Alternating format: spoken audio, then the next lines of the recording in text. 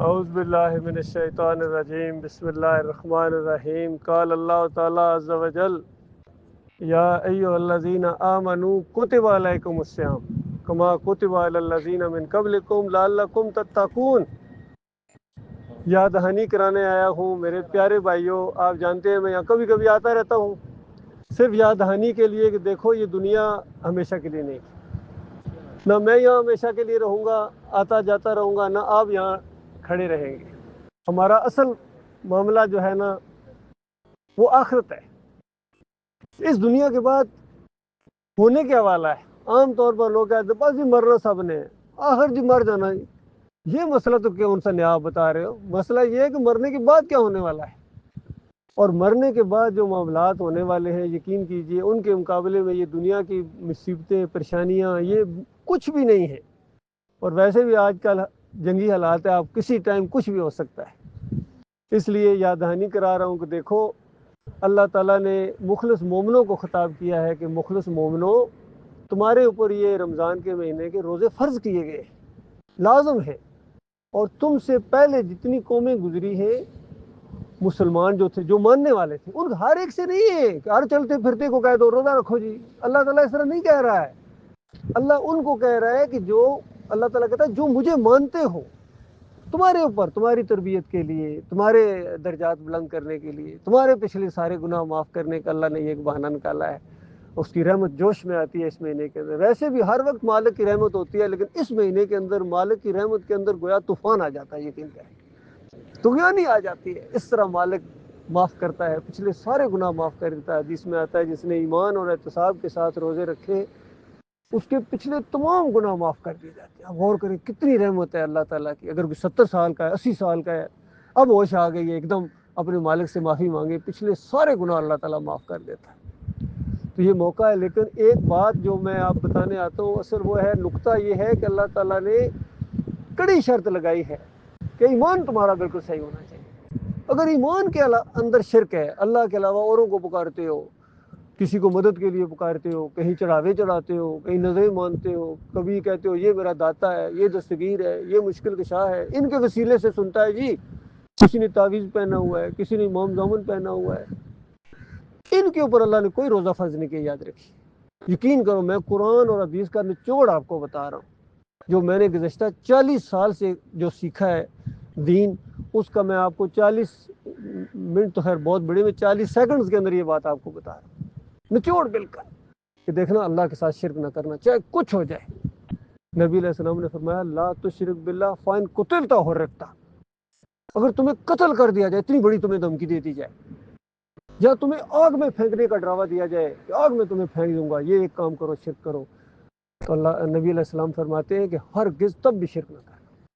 اور قرآن میں اللہ تعالیٰ نے یہ لکھ دیا، اللہ تعالیٰ کہتا ہے ہم نے حکم دیا ہے کہ اپنے والدین کی خدمت کرو، ہم نے حکم دیا، مالک فرماتا ہے۔ لیکن اگر یہ والدین، یہ تمہارے امی ابو، اگر یہ تمہیں شرک کے لیے کہیں تو اللہ تعالیٰ فرماتا ہے فلا تطعہما، ان دونوں کی نہیں بات ماننی، نہ ماں کی ماننی ہے نہ باپ کی ماننی، شرک کے معاملے میں۔ ویسے دنیاوی لحاظ سے ان کے ساتھ بہت ہی اچھا سلوک کرنا ہے، خدمت کرنی ہے، ان کا ہر معاملے میں خیال رکھنا ہے، دھیان رکھنا ہے۔ لیکن اگر وہ یہ کہیں کہ 11ویں پکاؤ یا چادر چڑھا کے آؤ بابا کی، کہ یا علی مدد کا نعرہ لگاؤ، یا رسول مدد کا نعرہ، کہنا ہرگز نہ ماننا۔ مالک فرماتا ہے جاؤ گے کہاں؟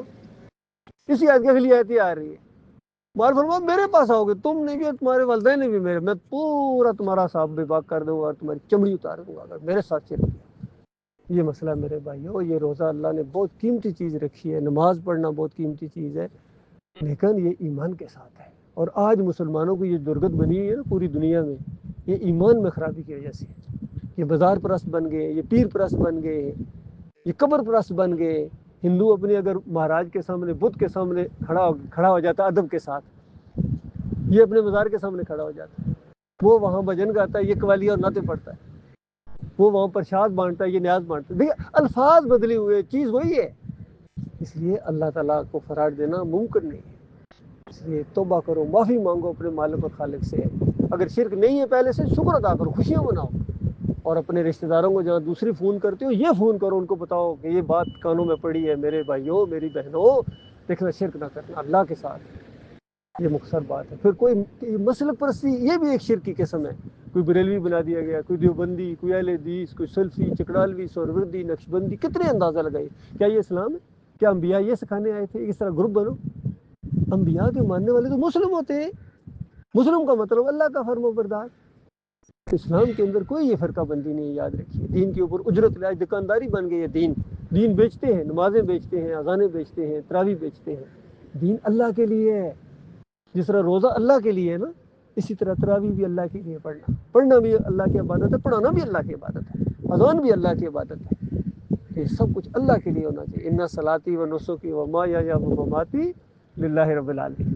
کیا پڑھتے ہو کہ میرا جینا، میرا مرنا، میری نماز، میری قربانی کس کے لیے؟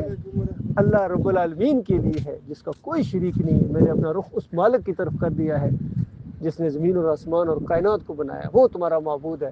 کئی جگہ قرآن میں اللہ نے بڑے عجیب انداز سے اپنی اس طرح یہ دیکھو، مالک فرماتا ہے زمین میں نے بنائی، آسمان میں نے بنایا، تمہیں میں نے پیدا کیا، روزی تمہیں میں دیتا ہوں، اور پھر کدھر جا رہے ہو؟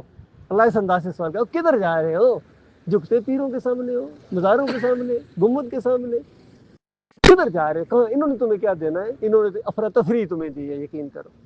اور تمہارے مالک کے پاس ایسے ایسے درجات ہیں. یقین کرو، ایسی ایسی جنتیں اللہ نے بنائی ہیں، ایسی ایسی بڑی بڑی بلڈنگ اللہ نے بنائی ہے وہاں، جس کے مقابلے میں یہ برج دبئی اور بڑے بڑے فلیٹ اور بڑے بڑے ویلے کچرا لگیں گے تمہیں. اللہ نے اتنا کچھ تیار کر کے رکھا ہوا جنتوں کے اندر اپنے مومن بندوں کے لیے. اور اگر کافر مشرک ہے، کوئی شرک کرتا ہے، چاہے دنیا میں بڑا صدر ہے، جرنیل ہے، بڑا شیخ ہے، جو بھی ہے، ہمیشہ کی آگ میں اس کو رہنا پڑے گا. خون اور پیپ کی وادیوں کے اندر. اللہ جانتا ہے، گرز پڑیں گے، تھوڑے مارے جائیں گے، ہر وقت چیخیں گے، چلائیں گے، کہیں گے یا اللہ ایک موقع اور دے دے ہم دنیا میں جائیں. مال فرمایا موقع ختم ہو گیا. دنیا میں بتانے والے بھی آئے تھے، تم ان کا مذاق اڑاتے تھے، کبھی بیوقوف کہتے تھے، کبھی جھوٹا کہتے تھے، کبھی ڈفر کہتے تھے. کیا کچھ نہیں تم نے ان کو کہا تھا مومنوں کو. آج دیکھو ان کی صبر کا ہم نے کیا ہم نے ان کو صلا دیا. یہ کچھ ہونے والا ہے. اور یہ کچھ زیادہ دور کی بات نہیں ہے، لگتا ہے ایسا بڑے دور، ایک لمحے بعد بھی یہی کچھ ہو سکتا ہے. ادھر انسان مرا، ادھر اس کا معاملہ شروع ہو جاتا ہے، یا تو جنت یا جہنم. اللہ تعالیٰ اس خوفناک انجام سے اپنی پناہ میں رکھے. ایمان کی محبت اللہ تعالیٰ پیدا کرے، دین کی سمجھ اللہ تعالیٰ پیدا کرے.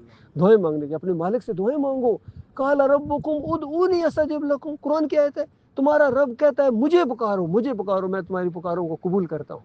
اللہ کہہ رہا ہے مجھے پکارو، یہ کہتے ہیں یا رسول اللہ مدد، یا علی مدد. یہ مجھے یار اتنا سادہ سی بات نہیں سمجھ میں آتی ہے انسانوں کو. سمجھ میں آتی ہے لیکن معاشرے کے ساتھ رکھ رکھاؤ دیکھ سارے لگے نہیں، پھر سارے اس طرح کیا کہ بندہ باہر ٹال دیتا ہے. شیطان اس طرح وسوسہ ڈالتا ہے. تو لیکن بات اس طرح ٹالنے سے ٹلتی نہیں ہے، وہ اپنی جگہ حقیقت ہے. آپ نے بات کو غور سے سنا ہے، میں آپ کا شکر گزار بھی ہوں، میں آپ کا دعا گو بھی ہوں. اور آپ ہم سب دعا کریں کہ یا اللہ ہمیں موت اس ایمان کے اوپر دے جو ایمان انبیاء کا ایمان تھا، جو آخری نبی محمد صلی اللہ علیہ وسلم کا جو ایمان ہے، اور جو مالک تو ایمان چاہتا ہے، جس کو تو ایمان کہتا ہے. دیکھو اللہ جس کو ایمان کہتا ہے وہ ایمان ہے. اگر اللہ اس کو شرک کہہ رہا ہے، پوری دنیا مل کے اس کو ایمان کہہ رہی ہے، تو کیا وہ شرک ہوگا یا ایمان ہوگا؟ یہ اتنی سی بات ہے. اللہ سے رات کو اٹھ کے دعائیں مانگو، یا اللہ کچھ سمجھ نہیں آتی، کوئی کیا کہہ رہا ہے، کوئی کیا اللہ کو کہو، بندوں کو نہ کہو کوئی کیا کہہ رہا ہے، کوئی کیا، اللہ کو کہو یا اللہ کوئی کیا کہہ رہا ہے، کوئی کیا کہہ رہا ہے، میں کدھر جاؤں میرے مالک. اس انداز سے اللہ تعالیٰ آپ کے راستے کھولے گا. دیکھا دعا کو سننے والا رب ہے.